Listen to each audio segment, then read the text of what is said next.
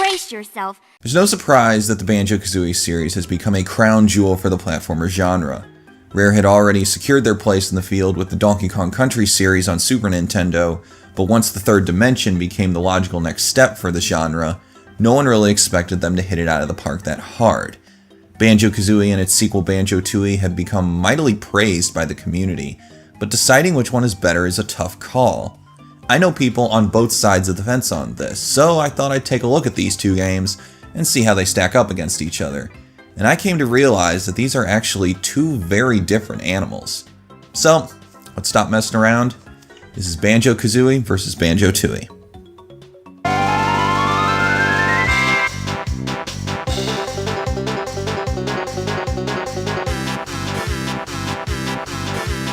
Now, just as a preamble, don't get the idea that I think either of these games are bad, because that's simply not true. Both Banjo-Kazooie and Banjo-Tooie are top-shelf platformers that are still just as potent and fun as they were back in the day.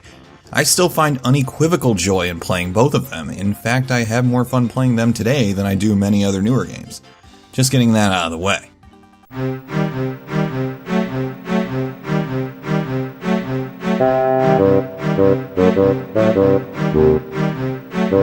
First, some background. Banjo-Kazooie debuted in 1998 after a lengthy series of development changes.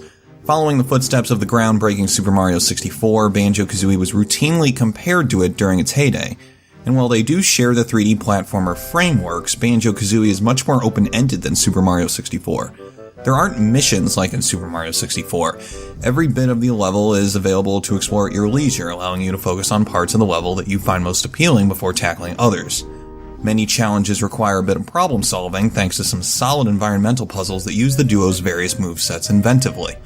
Really, Banjo-Kazooie intelligently expanded on the freedom of Super Mario 64, making it an instant classic. Its sequel, Banjo-Tooie, released only 2 years later. The game kept every move and technique that you earned in Kazooie, while also slathering on even more moves, including the notable ability to split up the two characters for the first time. Tooie's worlds were bigger, and the game focused more on puzzles and included more game types, so it could be a precursor to what I like to call variety platformers, games that have platformer mechanics, but focus more on a variety of different genre elements, similar to games like Ratchet & Clank or Sly Cooper the generation after. Tooie mixed things up considerably, but expanded upon the framework of exploration and puzzle solving Kazooie created, making it an equally successful platformer endeavor. But while these two games share near identical controls and mechanics, Banjo-Kazooie and Banjo-Tooie aren't as similar as you might think. Somewhere between 1998 and 2000, Rare's philosophy on platformer design changed considerably, and the differences between the two games are all the more noticeable. Banjo-Kazooie and Banjo-Tooie's main difference isn't in the world size, the types of modes, or even the ability to split them up or not. It's in the type of progression. Banjo-Kazooie is a more self-contained, and dare I say it, linear platformer, while Banjo-Tooie is more complex and open-ended. Both types of game design have their inherent disadvantages and inherent advantages. But I'm going to explain these differences in design a little more thoroughly, and maybe you can see which one is better. Banjo-Kazooie's worlds each have 10 jiggies to collect, but aside from a few rare instances, they can all be obtained solely by playing that one level. If you unlock and complete each level in order, there will almost never be a case where you need to go back to another level, or even leave that level at all to get its jiggies. For example, Treasure Trove Cove's jiggies are all available to collect within that level, as long as you got every move from the level before. Banjo-Kazooie operates on a level-to-level progression. Once you complete everything in level 1, Mumbo's Mountain, you can move on to level 2, Treasure Trove Cove. In that regard, you never have to go back to return to level 1. What you do in Mumbo's Mountain has no effect on Treasure Trove Cove. There's really only one situation that I recall where a move from a later level is required to get a jiggy in the earlier one. Boggy's Race and Freeze's Peak requires the Turbo Trainers from the next level, Gobi's Valley. Overall, though, each level in Banjo-Kazooie is self-contained, keeping things simple and straightforward. But as open-ended as each level is within itself, that level-to-level movement is actually a linear mapping of the game's design. You move around freely within the levels, but your actual progression between the levels is locked in a relatively straight line. You go from world to world in a forward progression. Of course, this simplicity can make the game's design seem a little too dated and kind of uninteresting. It's really a 3D platformer with the same structure as a 2D one with little deviation from stage to stage, especially if you're skilled enough, very much like Super Mario 64 was. It makes worlds feel kind of disjointed, and as many later games in the genre were trying to make cohesive worlds instead of individual playgrounds of challenges, I can see where Banjo-Kazooie might miss the mark a bit there. Banjo-Tooie, on the other hand, doesn't want you to go from stage to stage. Many challenges in the game require some kind of effect from another level, whether it's a move you earn later in the game, an event occurring in a later level, or finding a secret passage that lets you travel to another world without entering the game's main hub. This makes Banjo-Tooie a much less linear experience and a much deeper one. Having one level's events affect another's is interesting and creates a cohesive world with individually functioning parts. Super Mario Sunshine did this similarly, as some levels could be seen while within another, creating the vision of a singular world with stages existing alongside each other in real time. Banjo-Tooie actually took that philosophy further, as the things you do in one level ultimately affect others. At the same time, however, this leads to a break in flow. Banjo-Tooie's design is anything but linear, and the fact that the Jiggy's puzzles aren't contained solely in a single world can lead to confusion. Some solutions require 2 or even 3 levels worth of steps to solve, so it's easy to get lost in your solution and forget what exactly affects what in-game.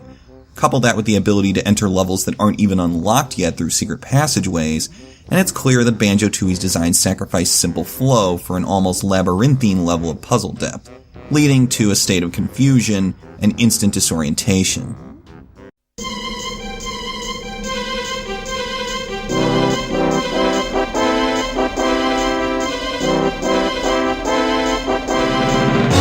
So which of these is the better experience? The linear, more straight-ahead adventure Banjo-Kazooie, or the more complex, winding road of Banjo-Tooie? Well, I hate to say it, but the answer is neither. It really comes down to what kind of platformer you want to play. Do you want a tactile, self-contained platformer that doesn't unnecessarily deviate and confuse? Or do you find value in a game that encourages backtracking and rewards player progression by having you affect the world from different places, but at the cost of coherence? Really, what we're comparing is linear stage-to-stage design of a classic 2D platformer with open-ended exploration of an action-adventure game like Metroid. At the end of the day, Banjo-Kazooie is to Super Castlevania 4 as Banjo-Tooie is to Symphony of the Night. Banjo-Kazooie and Super Castlevania 4 both keep their levels self-contained, pushing you forward and keeping your objective in view. Stage-to-stage progression doesn't make for much complexity, but there's less chance of disorientation when you move on to the next one. Banjo-Tooie and Symphony of the Night, however, encourage you to use other stages' aspects to affect earlier parts, like unlocking a door with an item you get much later in the game. Sure, they can be more complex, and backtracking is a pain, but there's satisfaction in seeing old challenges overcome by later skills. It really comes down to your own personal preference with Banjo-Kazooie and Banjo-Tooie, which makes me all the more curious as to how Playtonic Games' Banjo's spiritual successor Yooka-Laylee will play. It's been said to be a love letter to fans of Banjo-Kazooie, but it has origins as the Minji Jongo project, which was supposed to be a spiritual successor specifically for Banjo-Tooie. Will Yooka-Laylee follow more stage-to-stage progression like Kazooie, or will it interlock levels with complexity and encourage revisiting levels like Tooie?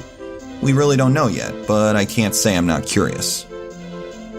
If you guys were expecting me to pick a side on this, well, sorry to disappoint you, but that's really where Banjo-Kazooie and Banjo-Tooie lie. It all comes down to how you like your game, simple and straight ahead, or complex and deep. Each kind has its own pros and cons, so I highly recommend picking your favorite and sticking with it.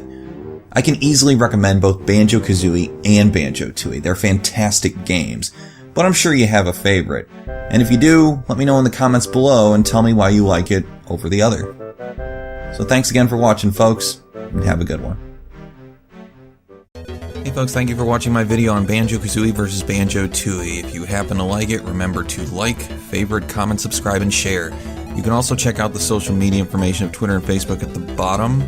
And if you want to see my last video on the dishwasher vampire smile, you can click the link on the right. Or if you want to go over to me and my friend Matt's Let's Play channel, What the Fuck Game, you can go see our antics in the Let's Play world along with a full LP of Banjo-Tooie. Thanks again for watching, folks, and have a good one.